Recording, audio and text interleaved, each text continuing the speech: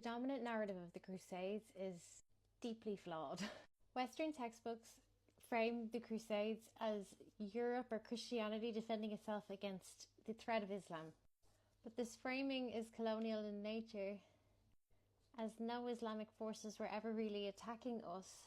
The European Christian worldview has just always been to see itself as righteous and in need of defence. But we were not under siege. Islam didn't erase culture, it absorbed it. Islamic civilization at the time of the Crusades was a mosaic of cultures. There was Persians and Berbers and Turks, Arabs and Africans and even Asians. Yes, there was military expansions, but these are typical to empires, of which Europe was also one. Expansions across North Africa and into Spain in the 700 period are used to justify the Crusades. But the Moors did not come to destroy Christianity. It was not a holy invasion. It was empire building also, much like the Romans and the Persians. In fact, many Jews and Christians lived peacefully under Islamic rule in Spain.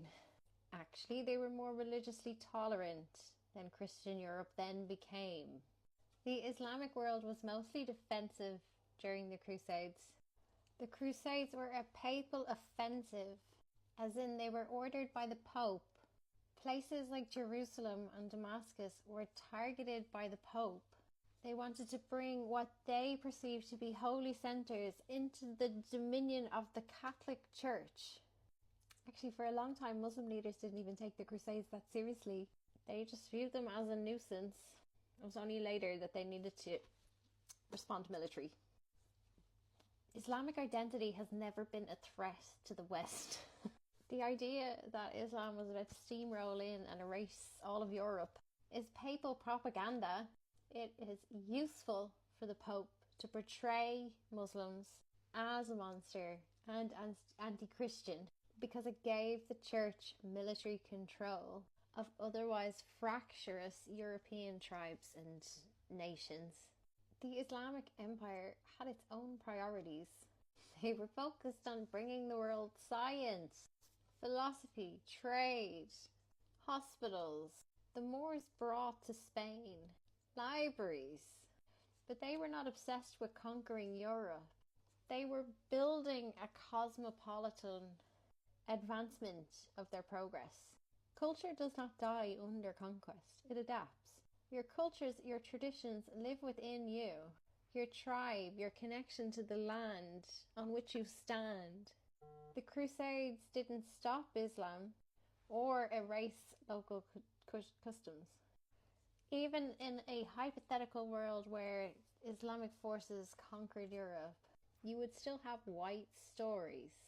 There would still be folk tales in English. There would still be myths and ballads and traditions that reflected your own tribal whiteness, but through different cosmologies. It's only the Romans that wanted to erase culture. And it is a colonial Christian worldview to believe the inverse would ever be true as well. The Crusades weaponized whiteness, not against the Arabs or the African tribes, but against itself, an internalized doctrine of disbelief in one's own originality. What really caused the Crusades was that the Pope was losing power. The Church had ruptured. You had Roman Catholics on one side and Eastern Orthodox on the other. The Pope was trying to unify Latin-speaking West by vilifying an other. Also, the nobility had all these sons, which was very annoying, trained fighters with no inheritance.